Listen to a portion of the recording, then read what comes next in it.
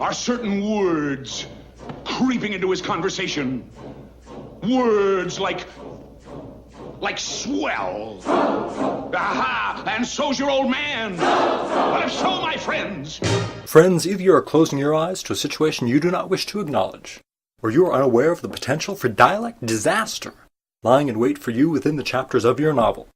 For sometimes, when one is blazing a literary trail through the wilds of the creative process, one encounters a problem so weighty and complex that the task of resolving it totally and utterly consumes them. However, this is not such an occasion. No, my friends, this is a linguistic conundrum, so preposterous and laughable that only those who regularly deal in fiction could even so much as conceive of its existence. Yes, sir, I say yes, sir, I'm talking, of course, of the unenviable dilemma facing any fantasy or sci-fi writer who wants to undertake the challenge of spicing up their dialogue with a few fantastic explicatives. So, if you don't know how to swear like a spaceman, or spit curse words like a wizard, then you're in luck, my friends, because I'm going to help you put the pro in profanity by presenting you with a lesson in sci-fi swearing. Greetings, good storytellers. I am the Artful Narrator, and it is my privilege to welcome you to learning the tropes of writing.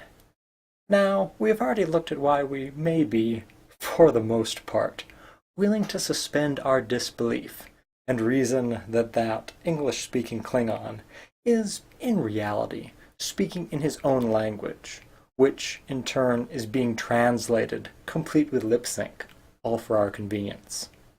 However, there are still several things that simply tend to strain that illusion.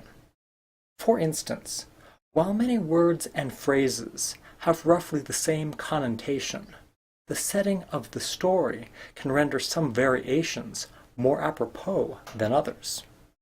And a standout example among these are a healthy portion of most of our known profanity, which tend to sound either so recognizably modern in a fantasy setting, or so distinctly human in a sci-fi setting, that it can potentially take us out of the story to hear elves or aliens using them. Damn it. Damn it. And so, it is because of this that writers are often forced to invent new words to address this need for fantastic profanity, which can have the added benefit of making the narrative feel more engaging by lending a richness to the fictional cultures that are depicted, and a believability to the novel's world as a whole. And although it is not the primary focus of this discussion, such efforts can make the story far more PG, which can be useful if the writers do not wish to inadvertently make their stories less palatable for those who are offended by curse words. Why, the dirty... I told you they wouldn't let you say that. Of course, such exercises in creativity, while exceedingly imaginative, can potentially be very hit or miss, depending on how well you are able to craft nonsense into believable profanities. And, while making up new words is certainly an option, I've gathered up several other possibilities that might be beneficial to you in your world building. For example, you could take advantage of the broad range of dialects and slang that we have here on Earth, and use one of these as a basis for an alien language, or a few good-natured explicatives, knowing that the results will potentially sound more plausible given their status as actual words, and also create an inside joke for people who happen to be fluent in that language. For instance, the language Huttese from the Star Wars saga was in fact based on words from Quechuan, a real-world language of the Inca. However, since this video is focusing not on dialects per se, but on profanity, I will defer to another great sci-fi series. For, in the audio commentary for the Stargate SG-1 episode Enemy Mine, Peter DeLuise talked about how he had realized that he needed to create a more fleshed-out language for the Unas, whereupon the following conversation occurred.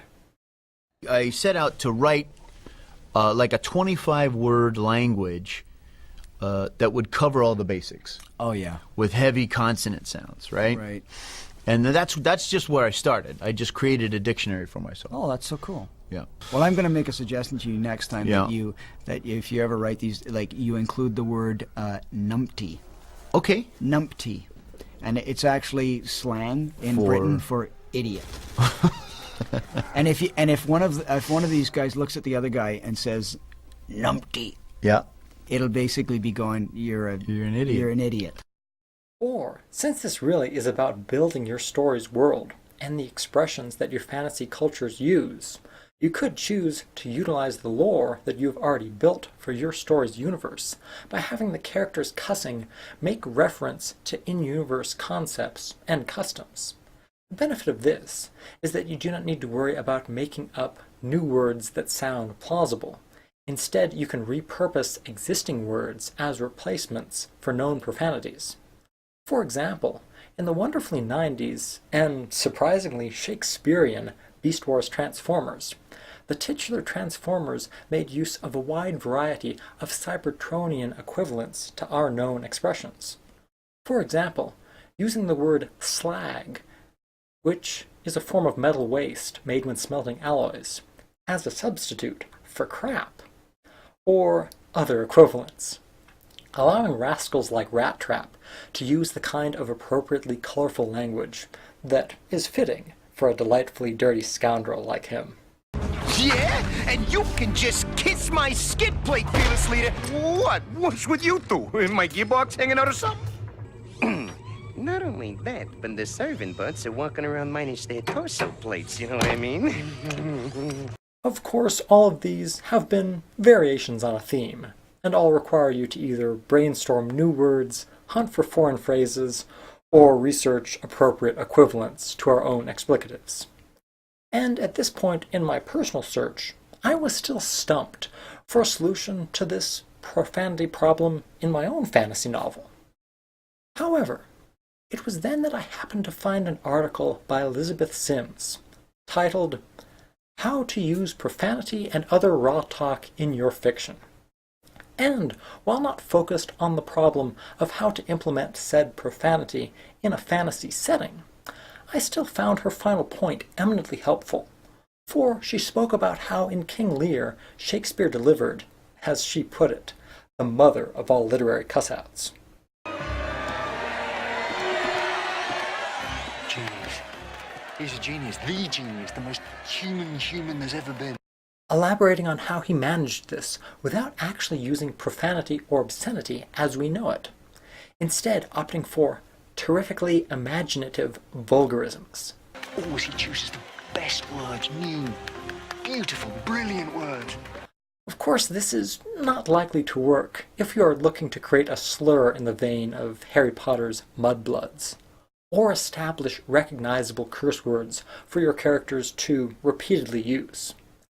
But for times when you need a character to cuss out another character, this might be just what the doctor ordered. However, when it comes to masterfully using common words to paint such a disparaging picture of the offending party as to leave them totally speechless and utterly defeated at your rapier-sharp verbal assault, for me, the ideal example has to come from the immortal monologue that Cyrano de Bergerac loosed upon the poor fool, who tragically thought it clever to tell Cyrano that his nose was rather large. Is that all? Well, of course, No, young sir, you're too simple. Why, you might have said a great many things. Why waste your opportunity? For example, thus. Aggressive. Sir, if that nose were mine, I'd have it amputated on the spot. Practical. How do you drink with such a nose? You must have had a cup made especially. These, my dear sir, are things you might have said had you some tinge of letters or of wit to color your discourse. But wit, not so. You never had an atom. And of letters, you need but 3 to write you down. A, S, S. Ass. Now, certainly, not every question is deep, nor is every question particularly worth answering by itself. However, even such a seemingly inconsequential thing as the profanity in a story can reflect on the overall narrative and its quality. For we do not want silly little details to distract from the beauty of the larger plot. Which is why, even though it might seem preposterous, it is worth your time to give at least a little thought to this conundrum. Even though I will fully admit that finding the right expression to substitute in place of the expletive that you wanted to use can sometimes be a real pain in the mikta. Neck? No. Thank you very much for watching Good Storytellers. The link for Elizabeth Sims' article is in the description, and as always, it is my hope that this video has been either informative, or, at the very least, a pleasant diversion. Until next time. And for gosh sake, watch your language. That's not going away anytime soon.